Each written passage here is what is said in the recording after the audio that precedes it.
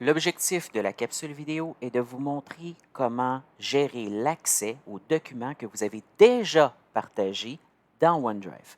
Alors, je vous invite à utiliser votre navigateur préféré et à taper dans la barre d'adresse office.com.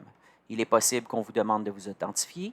Alors, seulement vous authentifier et vous arriverez, comme moi, dans le tableau de bord de Office 365. Alors, l'objectif ici, c'est d'atteindre OneDrive.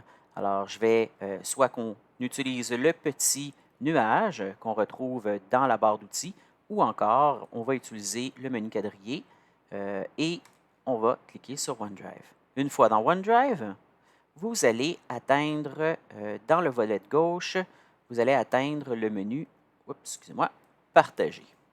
Alors, une fois que vous êtes dans Partager, je vais vous inviter à cliquer sur Partager par vous. Alors ici, c'est tous les documents que vous avez déjà partagés. Là, il faut faire attention ici.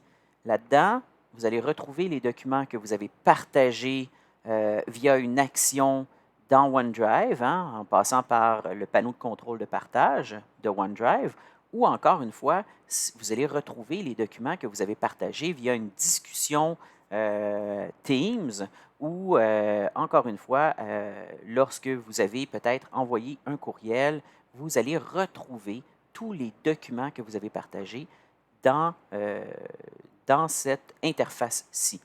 Alors, je vous invite également à cliquer sur le petit i que vous allez retrouver dans le coin supérieur droit, qui va vous amener le panneau d'information.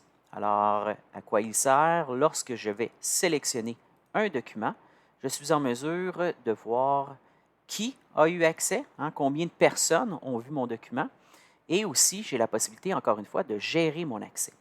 Alors ici, si, exemple, je veux enlever mon accès à ce document-ci, je vais simplement aller gérer les accès et par la suite, lorsque je peux voir comment je l'ai partagé, alors ici, j'ai utilisé la fonction « Toute personne disposant du lien peut consulter le contenu ».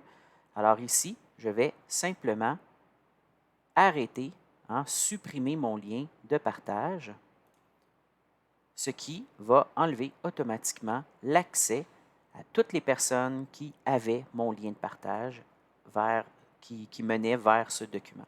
Alors ici, c'est quand même intéressant. Comme je l'ai montré, on a le panneau d'information, mais encore une fois aussi, le panneau d'information est une représentation directe de la bulle qui apparaît lorsqu'on laisse notre souris.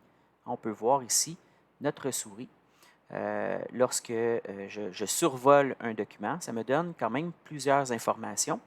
Alors justement, je peux voir combien de temps en moyenne les gens ont pris pour lire mon document, combien de personnes ont lu mon document, combien de personnes l'ont oui, c'est ça, combien de personnes l'ont lu. Et aussi, on peut voir qu'il y a eu des personnes invitées, ce qui veut dire des personnes qui n'étaient pas nécessairement authentifiées à Office 365, qui ont consulté mon document. Alors, voilà comment on peut partager. Alors, je ne sais pas si je peux voir peut-être, je vais essayer de vous trouver. Regardez ici, justement. On peut voir que ici, c'est un document, présentation de la plateforme. C'est un document PowerPoint qui a été vu à 13 reprises par 3 personnes, dont justement une de mes collègues. Et on peut voir dans quelle conversation je l'ai partagé. Et on peut voir que c'est une conversation Teams, ou peut-être même, ça ici, c'était pas Teams, c'est plutôt un courriel que j'avais envoyé. Mais on peut sûrement retrouver des Teams. Je ne sais pas si je pourrais retrouver des conversations Teams, ça serait intéressant. Oui, on peut le voir ici. On peut voir justement c'est une conversation que j'ai eue avec un de mes collègues et qui m'avait justement partagé, ou j'avais partagé un document avec un de mes collègues via Teams.